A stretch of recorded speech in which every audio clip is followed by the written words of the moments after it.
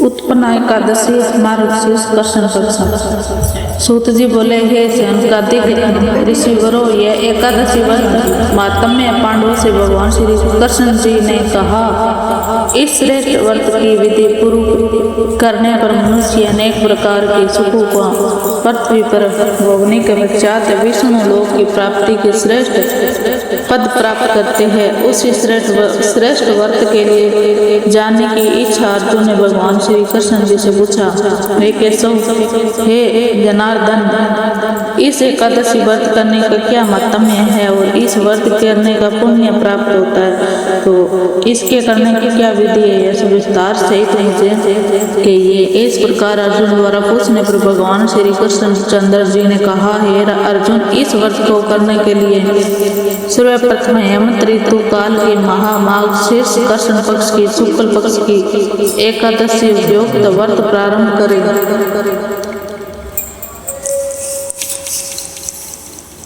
प्रारंभ करें। दसवीं तिथि श्रेष्ठ के पश्चात से भोजन नहीं करना चाहिए और उसी काल में दान पुण्य कर लेना चाहिए। इस प्रकार व्रत धारण करने वाले मनुष्य को शुद्धि कर लेनी चाहिए। दूसरे दिन एकादशी के दिन प्रातः काल संकल्प नियम के अनुसार समस्त कार्य करना चाहिए। मध्य एकांत दोपहर में उत्तम मध्यम उद्यम जलाशय जैसा शस्त्र का स्नान करे। क्रमश तीनों प्रकार के जलाशय, नदी, तालाब, बावड़ी आदि में स्नान करे। उपयुक्त शास्त्र द्वारा जलाशय कहे जाते। यदि इस उपलब्ध न हो तो किसी अच्छे कूप पर विधि पूर्वक जल से स्नान करना चाहिए, किंतु स्नान करने से पूर्व मूर्ति का मिट्टी से शरीर को शुद्ध कर लेना चाहिए और मन वचन कर्म कहे, हे पृथ्वी माता, तुम मेरे पूर्व जन्म समस्त पापों का नाश कर दो। हे माता, तुम्हारे द्वारा समस्त पाप मुझसे छूट जाएंगे और परम गति प्राप्त हो जाएंगे। इस प्रकार कहता हुआ शरीर के पवित्र कर ले। तत्पश्चात स्नान करके शरीर को जल से शुद्ध कर लेना चाहिए। व्रत धारण करने वाले को व्रत धारण करने के दिन स्नान करने के पश्चात चोर, पापी, पाखंडी, दूसरों की बुराई करने वालों को, परिस्त्री गमन करने वालों, दूसरों को धन हरण करने वालों, दुराचारी ब्राह्मणों को निंदा करने वालों को, साधु पुरुष की निंदा करने वालों, देवस्थान पर चोरी करने वालों, यहाँ तक कि जीव हत्या करने वालों को, परोपकार की बाधा उत्पन्न करने वालों से भाषण नहीं करना चाहिए। यदि अनभिज्ञता के ऐसे मनुष्य को भी किसी प्रकार भाषण हो जाए तो उसके लिए व्रत करता प्रायश्चित करने के लिए सूर्य नारायण के दर्शन कर लेना चाहिए। इस प्रकार शास्त्र विधि का नियम पालन करने के पश्चात धूप, दीप, नैवेद्य गोविंद भगवान के पूजन करना चाहिए। व्रत के दिन व्रत करता रात्रि को दीप दान करे और समस्त रात्रि भगवत भजन कीर्तन में व्यतीत करें। उस दिन रात नींद और स्त्री संग त्याग कर देना चाहिए। यह सब कर्म श्रद्धा और भक्ति सहित करने वाले व्रत के दिन ब्राह्मणों को श्रद्धा से दक्षिणा देकर अपनी त्रुटियों को क्षमा चैन याचना करनी चाहिए। व्रत करने वाले धार्मिक जनों को कृष्ण पक्ष और शुक्ल पक्ष की दोनों एकादशियों के कोई अंतर नहीं समझना चाहिए। अब इसका फल सुनिए।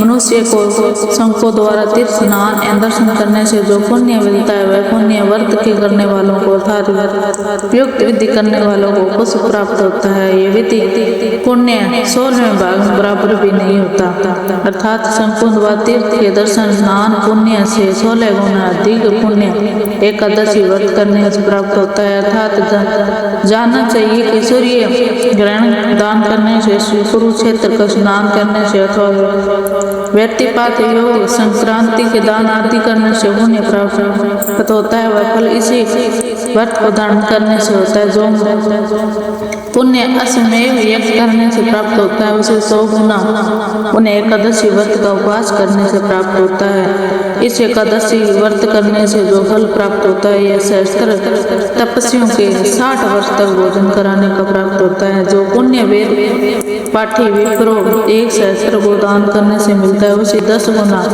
पुण्य एकादशी व्रत करने से मिलता है। विद्या दान करने से 10 गुना फल प्राप्त होता है। हे अर्जुन, विद्या दान से 10 गुना पुण्य भूखे मनुष्य को भोजन कराने पर होता है। इसके लिए अन्न दान श्रेष्ठ दान संसार में दूसरा कोई भी नहीं है, जिसके कारण पितर तृप्त होते हैं। इस प्रकार भोजन करने से फल निर्जला व्रत करने से आधे फल के बराबर होता है। उपयुक्त व्रतों से कोई भी एक व्रत अवश्य करना चाहिए। एकादशी का व्रत करने पर ही यज्ञ दान तप आदि प्राप्त होते हैं, अन्यथा सब नहीं मिलते। एकादशी व्रत अवश्य कराना चाहिए। इस व्रत के अंदर शंख से जल पीना अथवा आचमन करना वर्जित है।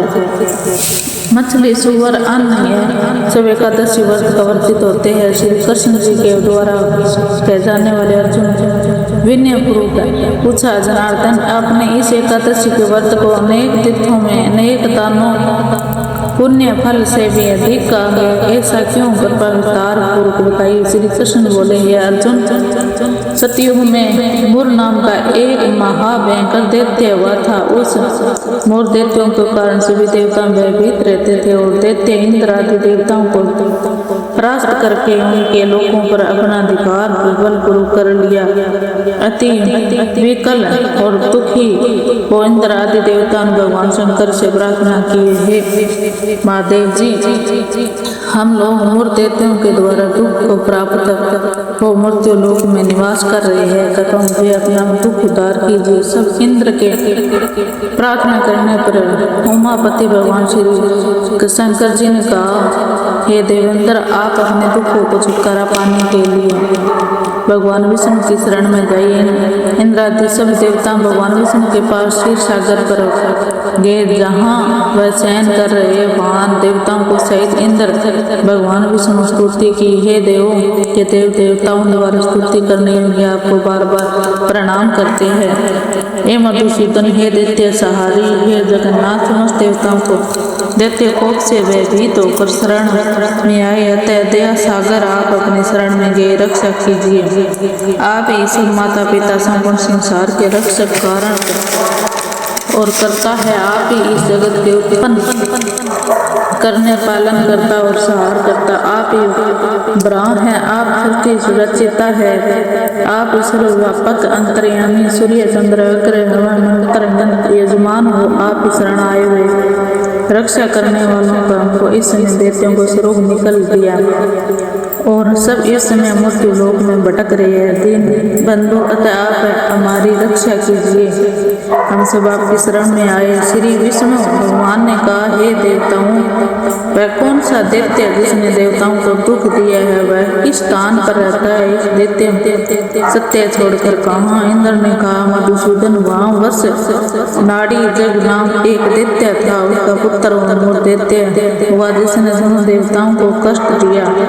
वह चंद्रावती नगरी में निवास करता है, जिसने अपने बाहुबल आसुरी बल से समस्त विश्व को जीत लिया। वह सभी लोकपाल बन गया। चंद्रमा, सूर्य एवं वरुण, इंद्र आदि सभी दान सवे ले लिया। हे कृपा सिंधु, आप इस भयानक बलशाली दैत्य को मारकर देवताओं की रक्षा कीजिए। देवताओं की मिन्नत सुनकर भगवान विष्णु ने कहा, हे देवताओं, सब चंद्रावती नगरी में जाकर उस दैत्य युद्ध करो और सबसे आया हूँ। विष्णु ने आज्ञा मान देवता चंद्रावती नगरी में आकर मूर दैत्य युद्ध करने लगे, परंतु युद्ध में एक क्षण भी ना डह पाते। इस समय भगवान विष्णु देवताओं की सहार चक्रावती नगर में जा पहुँचे। जब भगवान विष्णु के साथ युद्ध प्रारंभ होते सबके दैत्य अस्त्र शस्त्र धारण भगवान विष्णु पर युद्ध करने पर चपटे। भगवान विष्णु ने गदा चक्कर राक्षसों के अस्त्र काट काट कर गिराने लगे और अनेक दैत्यों पर मूर्ति को मुख डाल दिया, किंतु दैत्यराज मूर निश्चल भाव से विष्णु के साथ युद्ध कर रहा था। भगवान विष्णु द्वारा चलाई गई सब अस्त्र मूर दैत्य को तेज नष्ट होकर पुष्पों को समान गिरने लगे। तब दोनों में मलन युद्ध होने लगा। इस प्रकार भगवान विष्णु देवताओं की रक्षा के लिए समूह दैत्यों को 1000 वर्ष युद्ध करते रहे, लेकिन उन दैत्यों पर विजय प्राप्त न कर सका। तब अंत में भगवान विष्णु शांत हो हेमवती गुफा में बद्रिकाश्रम में चले गए। भगवान विष्णु गुफा में शयन कर रहे थे, तभी ब्रह्मोर दैत्य उन्हें मारने के लिए पीछे पीछे वहां पहुंचे। वहां पर विष्णु को सोया देखकर मोर दैत्य ने सोचा, आज विष्णु चीर शत्रु को मारकर सदैव के लिए निष्कृत हो जाऊंगा। अर्जुन ने यह बात दैत्य मारने पर हुआ। मेरी देह से एक कन्या उत्पन्न हुई, उसे रक्षा करने के लिए दैत्य ने युद्ध करने लगे। वह दैत्य कन्या का सा लगा युद्ध करता रहा। उसी बीच कन्या का युद्ध करते दैत्य को अस्त्रहीन कर तोड़ डाला और मूर दैत्य क्रोध उस कन्या के साथ मल युद्ध करने लगा। इस कन्या ने धक्का मारकर मूर दैत्य को पृथ्वी पर पटक दिया, जिसने भी मूर दैत्य मूर्छित करना पड़ा। जब उसकी मूर्छा हटी तो कन्या उस दैत्य के सिर काट लिया। फिर दैत्य के मरते ही सब दैत्य पातालपुरी को भागे आए। विष्णु भगवान को निंद्रा से उठे दैत्यों से मरा हुआ देख आश्चर्य सोचने लगे, किसी दैत्य को किसने मारा है। उस कन्या के हाथ जोड़कर कहा, हे भगवान, यह दैत्य आपको मारना चाहता था, इसलिए मैंने इसके देह से उत्पन्न इस दैत्य का वध कर दिया। कन्या की बात सुन प्रसन्न भगवान विष्णु ने उससे वांछित वरदान मांगने के लिए कहा। कन्या ने वरदान मांगते हुए कहा, हे प्रभु, जो मेरा व्रत धारण करे उसके समस्त पापों को नाश हो, स्वर्ग की प्राप्ति हो। मेरे व्रत का आधा फल रात्रि को और उसका आधा फल समय भोजन करने वालों का एक समय भोजन करने वालों को प्राप्त हो, और इस व्रत का करने वाला प्राणी धन धान्य हो। परिपूर्ण अंत धारण धाम, परिपूर्ण अंत में आपके धाम में जाकर बस जाए, वास करे। कृपा निधि आप मुझे ये वरदान दीजिए। कन्या की बात सुन भगवान विष्णु ने कहा, हे कल्याणकारी, ऐसा ही होगा।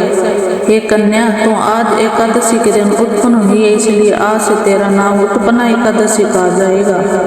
जो मनुष्य तेरे इस दिन व्रत धारण करेगा, निश्चय ही पाप मुक्त हो मेरे धाम को प्राप्त होंगे।